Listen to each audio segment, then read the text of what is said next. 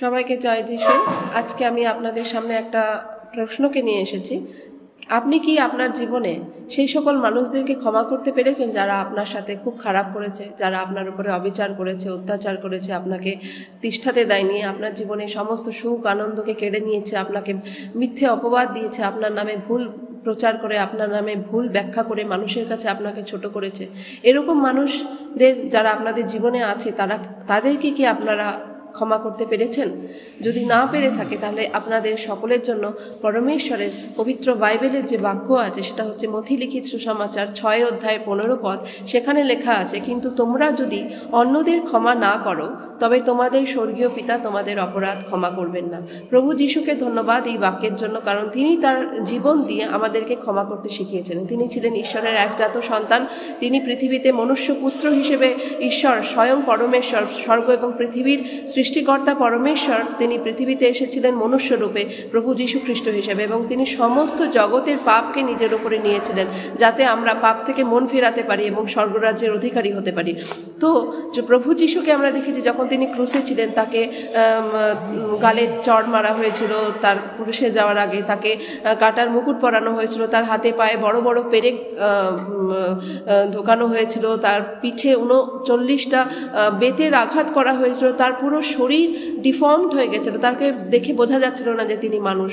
প্রত্যেকটা মানুষের জন্য তিনি কোনো ধর্ম, জাতি, বর্ণ নির্বিশেষে প্রত্যেকটা মানুষের পাপের যে বেতন মৃত্যু, সেই মৃত্যুকে তিনি নিজের উপরে নিয়েছিলেন, কারণ তিনি ছিলেন ঈশ্বর, তিনি ছিলেন ঈশ্বরের একজাত সন্তান। তার যা রক্ত, সেই রক্ত মানুষের থেকে আসেনি, তার রক্ত এসেছিল পবিত্র আত্মা থেকে। আগের আমার এক ভিডিওতে আমি এই কথা বলেছি কিভাবে এসেছিল।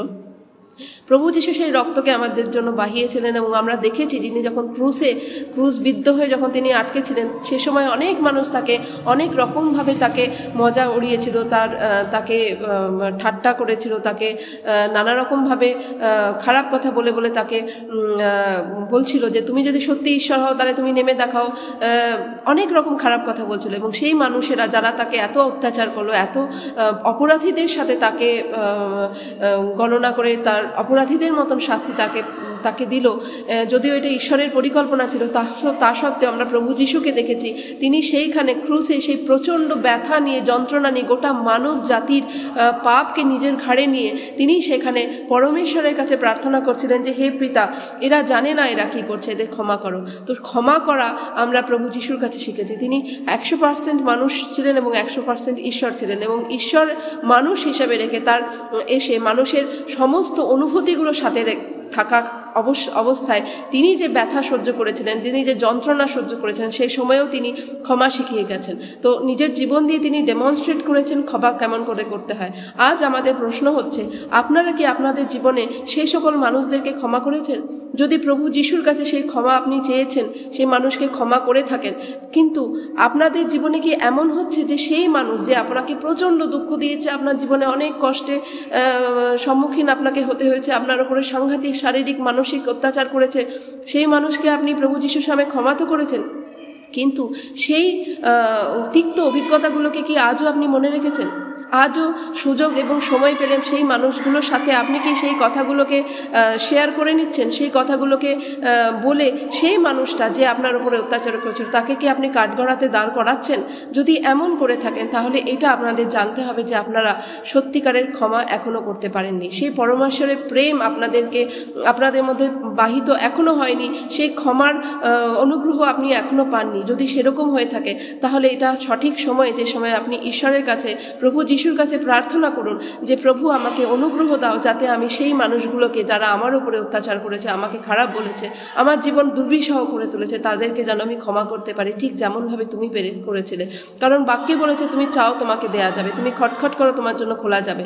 তো আজকে যদি আপনাদের জীবনে এই অনুগ্রহ না থেকে থাকে তাহলে আপনি পরমেশ্বরের কাছে চান, কারণ পরমেশ্বর চাইলেই দেবেন, এমন বাক্যে বলছে। তাহলে যদি আপনি আজকে এরকম অবস্থায় থেকে থাকেন তাহলে পরমেশ্বরের কাছে যখন চাইবেন, তখন প্রভু আপনাদের পাথরের হৃদয়কে বার করে মাংসের হৃদয় দেবে, সেই হৃদয়ে আপনাকে প্রেম দেবে এবং সেই প্রেমের বশবর্তী হয়ে আপনি সেই সব মানুষকে ক্ষমা করতে পারবেন। আর যখন ক্ষমা করতে পারবেন, ঈশ্বরের আশীষ, ঈশ্বরের অনুগ্রহ আপনার উপরে আসবেন। কারণ আমরা যদি অন্যদের ক্ষমা না করি, তাহলে আমাদের স্বর্গীয় পিতাও আমাদেরকে ক্ষমা করবে না। যত পাপ আমরা করে এসেছি এবং প্রভুর কাছে ক্ষমা চেয়েছি, প্রভু যখন আমাদের ক্ষমা করে দিয়েছেন, তার পবিত্র রক্ত দিয়ে আমাদের সমস্ত পাপকে ধুয়ে দিয়েছেন, আর মনে রাখেননি। ঠিক সেইভাবেই আমরাও আর মনে রাখতে চাই না। আমরাও যেন ভুলে যেতে পারি সেই সকল মানুষদের খারাপ কার্যগুলোকে আমাদের জীবনের উপরে। আমরা যদি এরূপ করতে পারি, তাহলে পরমেশ্বরের স্বর্গীয় আশীষ আমাদের জীবনে আসবেন। আপনি এক শান্তি অনুভব করবেন এবং পরমেশ্বরের উপস্থিতি আপনার জীবনে থাকবে।